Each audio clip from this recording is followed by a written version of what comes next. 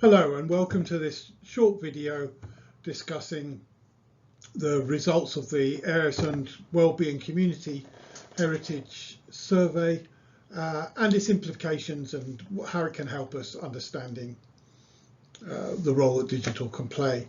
I'm Alan Miller, participant in the project based at the University of St Andrews, and this is Sharon Pisani. I'm a PhD student at the University of St Andrews, and I'm also the project officer for the Öresund project.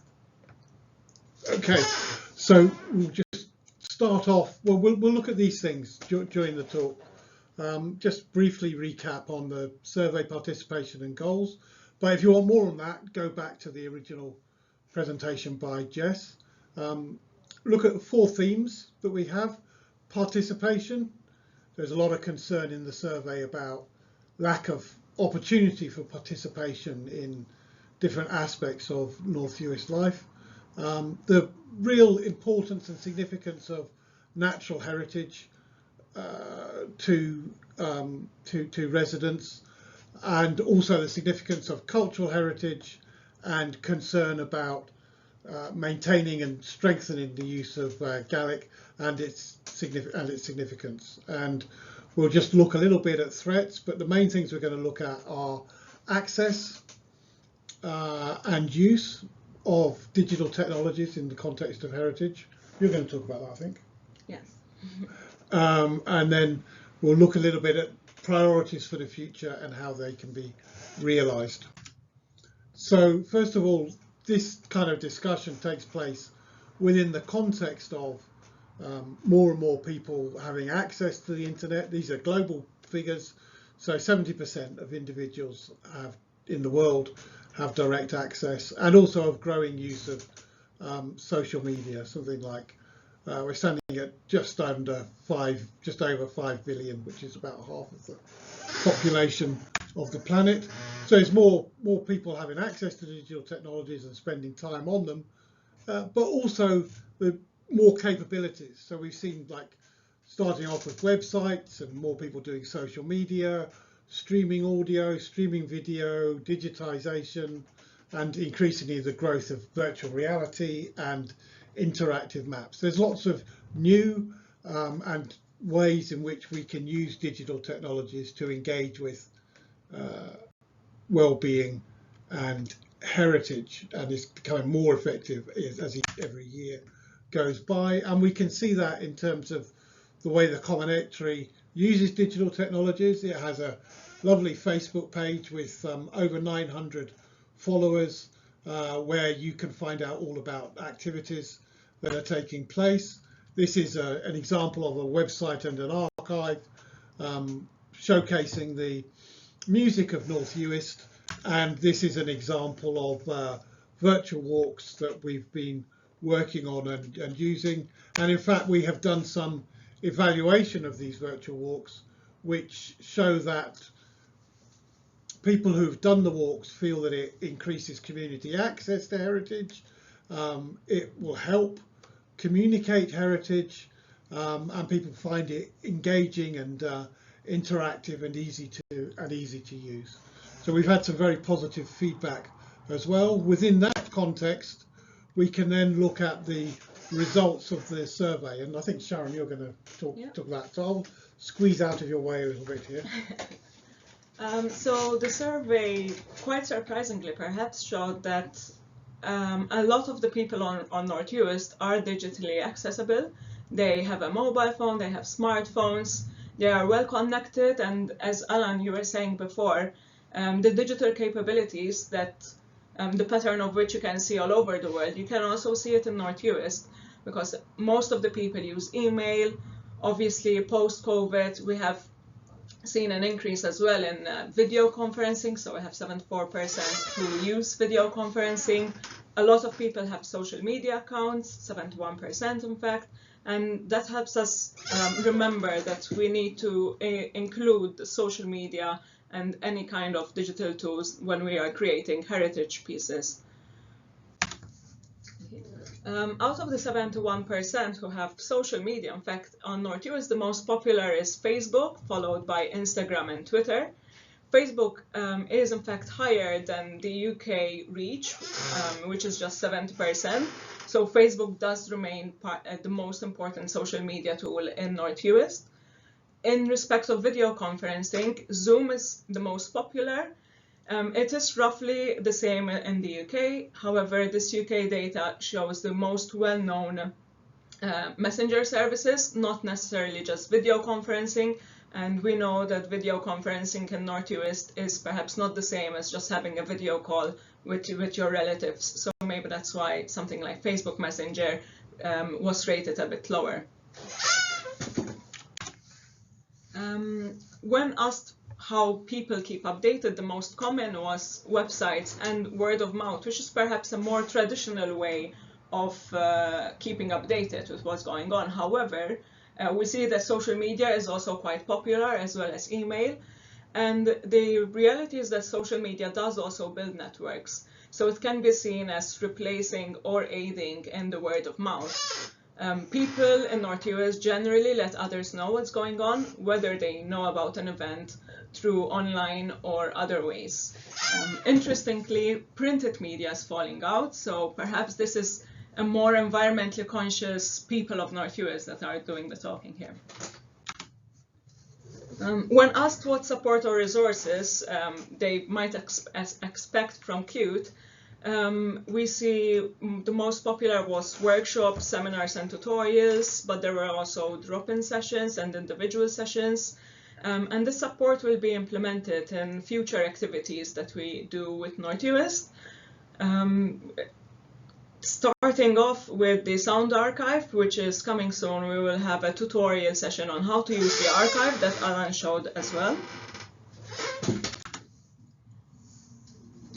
Finally, a very interesting question that we had in the survey was how can digital technologies help conserve the heritage? And here the most important thing for the people of North Uist was recording local place names. This is important because obviously we can see the importance that Gaelic also has on the people of North Uist, and this is something that we want to keep working on. Apart from local place names, building a digital record of heritage and objects, videos, photographs is also seen as very important, and this goes hand in hand with having it accessible online and through mobile phones.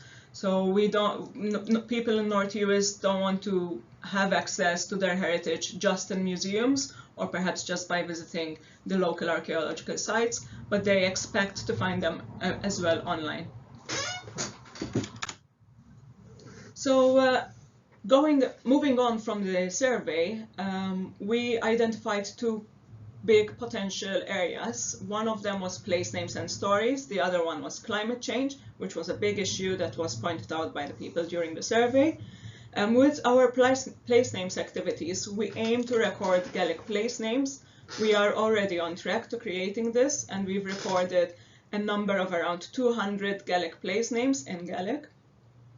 This is inspiring the next project for North Uist, where we are creating an interactive place name map that you can see on the screen as well.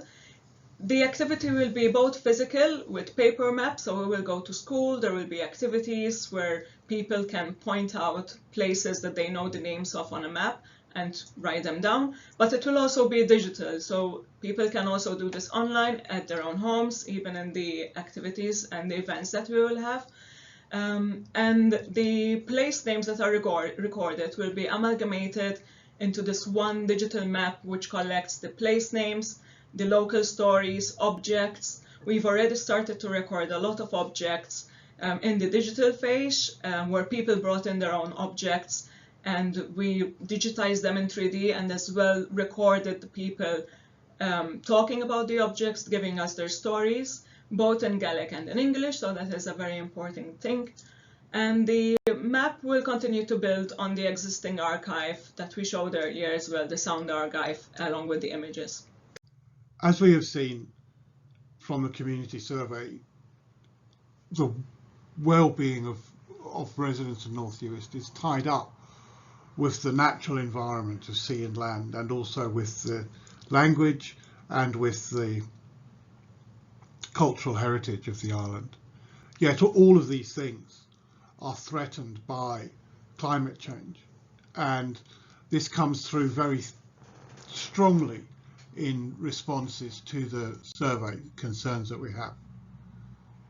Now, as we know, climate change is something which is happening, which is recognised by the United Nations, UNESCO, the EU, the Scottish Government, has been a major challenge of our time.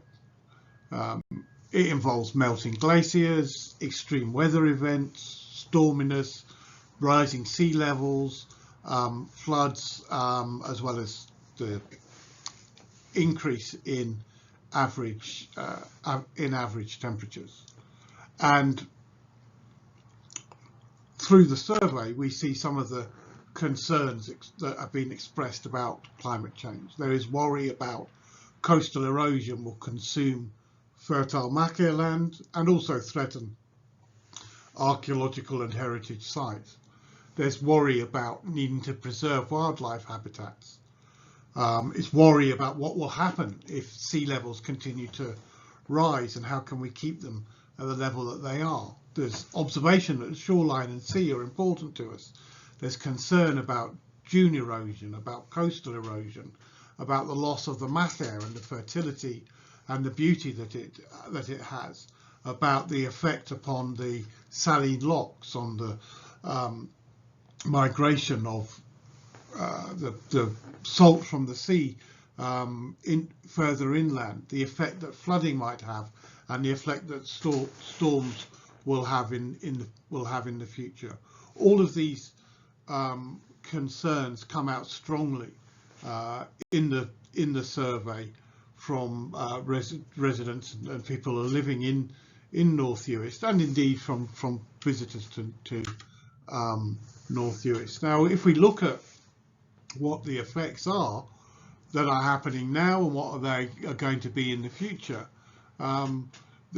it's worth observing that North Uist is one of the few remaining Gaelic-speaking regions in the world, and also that it's a main home of natural heritage sites such as the macaque, saline lagoons, and kelp forests.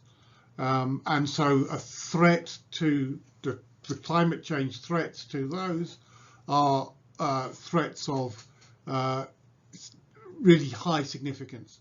And at the same time, North Uist is more vulnerable and more exposed to climate change than any other place in the UK. So it has the most. We have the most to lose. That being said, and as a result of this, the CEUT project wants to hold a seminar, hold a webinar, and have a discussion and initiate potential actions that can take place in response to climate change. So this might include recording and monitoring the stories of the changes that are taking place, thinking about how it's possible to adapt to the changes, mitigating the impact of climate change, what can be done to reduce the gases that are causing climate change, and perhaps most importantly, communicating the impact of climate change, communicating the North Uist climate change story to a wider audience to motivate behavioural change on the national and international scale. So we want to be part of organising and initiating conversations about what an effective response to this climate change can be. And to return to the survey, here we have a quote from an anonymous participant.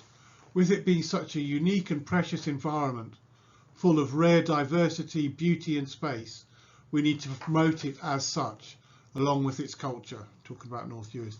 Such a special place, this land of macaque, loch, hills, bog, moor and sea, I feel is vitally important to protect its wildness, its wildness and beauty for all, and let it shine out to the world as an example of how it's done.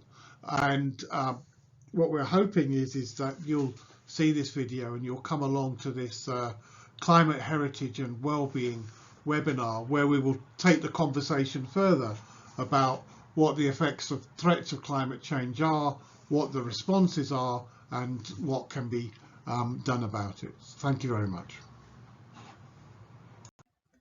Finally, there will be many events to support digital learning. For instance, recording tutorials on how to use the archives, the website, making clear where everything is on the website. We will have 2 webinars, community webinars, where people can participate and discuss these issues that arose during the survey. And during the summer festival, which will be starting this month, there will be the second digital phase, which will promote the available digital tools and continue these activities as we've discussed before. We hope you join us in these events, and thank you.